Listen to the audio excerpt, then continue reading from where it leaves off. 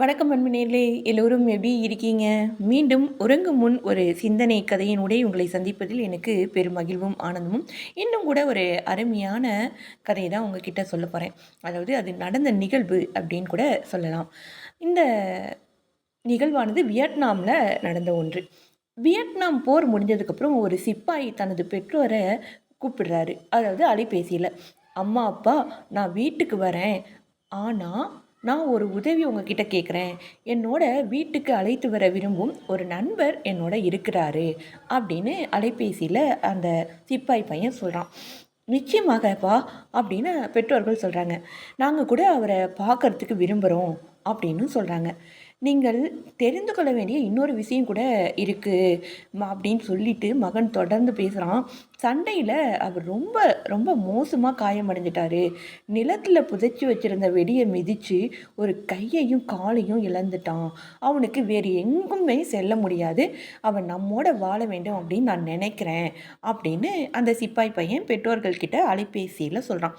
அதை கேட்ட பெற்றோர்கள், வருந்துகிறேன் மகனே, அவர் எங்கேனும் நலமுடன் வாழ நம்ம ஏதாவது உதவி பண்ணலாம் அப்படின்னு அந்த சிப்பாய் பையன்கிட்ட சொல்கிறாங்க. அதுக்கு அந்த சிப்பாய் பையன் சொல்கிறான், இல்லை அம்மா, அவன் நலமுடன் நம்மோட வாழணும் அப்படின்னு நான் விரும்புகிறேன் அப்படின்னு மீண்டும் அழுத்தம் திருத்தமாக தனது கருத்தை வெளிப்படுத்துகிறான் அந்த சிப்பாய் பையன்.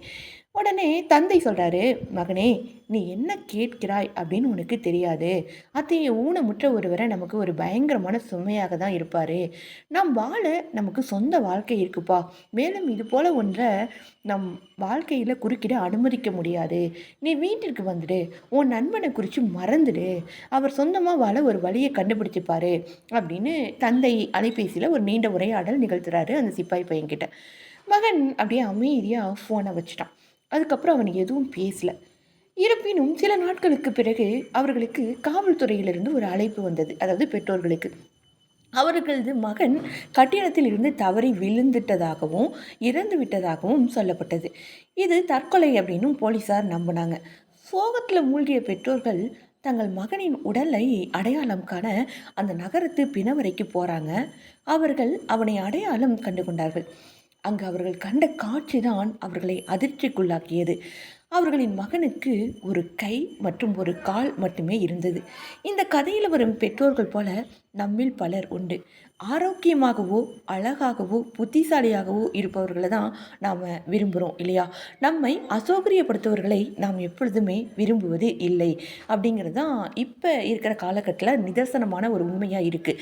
எந்த நிபந்தனையும் இல்லாமல் நாம் எப்படி இருந்தாலும் முழுமையாக அன்பு காட்ட நமக்கு தைரியம் சொல்லி ஊக்கப்படுத்த ஒரு உறவு மட்டும் இருந்துட்டால் போதுங்க. நீங்கள் மிகவும் அதிர்ஷ்டசாலி தான். அப்படி ஒரு உறவு கூட இல்லாத சூழ்நிலையில் தான் தற்கொலை முடிவை கூட ஒரு மனம் எடுத்து விடுகிறது அப்படிங்கிறது ஒரு பரிதாபமான உண்மை அல்லவா? இப்படி இந்த நிகழ்விலிருந்து நாம் புரிந்து கொள்ள வேண்டியது ஒரே ஒரு விஷயம்தான். ஒரு அன்பு அப்படிங்கிறது எல்லாவற்றையும் எதையும் எதிர்பாராமல் எல்லாவற்றையும் எல்லா குறைகளையும் ஏற்றுக்கொண்டு நடப்பது தான் ஒரு அன்பு அப்படின்னு கூட சொல்லலாம். அன்பு அப்படிங்கிறது எதையும் எதிர்பார்க்காதது. அன்புங்கிறது இயல்பான ஒரு விஷயம். அதாவது ஒரு ஆழ்ந்த அன்பு இருக்கும் பொழுது எந்த குறைபாடுமே மனதிற்கு தோன்றாது அல்லவா? நமது பாருங்கள், அவர்களது மகனையே அவர்கள் இழந்திருக்கிறார்கள்.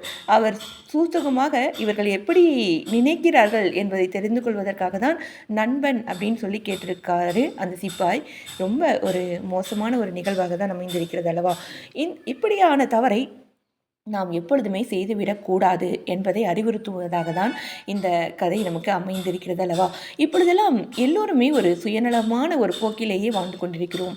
அதாவது நமக்கு ஏதாவது பிரயோஜனம் இருக்கிறதா என்பதற்காக தான் நம் பலரிடமே ஒரு உறவையும் வைத்திருக்கிறோம். அப்படி இல்லாமல் எந்த ஒரு எதிர்பார்ப்பும் இல்லாமல் அன்பை தூவி சென்று கொண்டே இருந்தால் இந்த பிரபஞ்சமும் அழகாக இருக்கும். உங்களுக்கும் எதிர்பாராமல் அங்கங்கே இருந்து அன்பு வந்து கொண்டே இருக்கும் அல்லவா? இந்த உலகம் அன்பு மயமானது நேர்களே. நேர்களே, இதே போல் ஒரு அருமையான கதையினூடே நான் உறங்கும் முன் ஒரு சிந்தனை கதையினூடே சந்திக்கலாம். அதுவரை உங்களிடமிருந்து விடைபெறுவதற்கு முன்னால் இந்த இரவு அற்புதமானது. நிம்மதியாக ஆனந்தமாக சென்று உறங்குங்கள். விடையும் பொழுது மிகவும் அழகாகவும் ஆனந்தமாகவும் இருக்க வேண்டும் என்று எல்லாம் வல்ல இறைவனை பிரார்த்தித்துக் கொண்டே விடைபெறும் நான் உங்கள் அன்பு அறிவிப்பாளர் சகோதரி இளைவேணி கிருஷ்ணா. வணக்கம் அன்பு நேய சொந்தங்களே. நன்றி நேர்களே.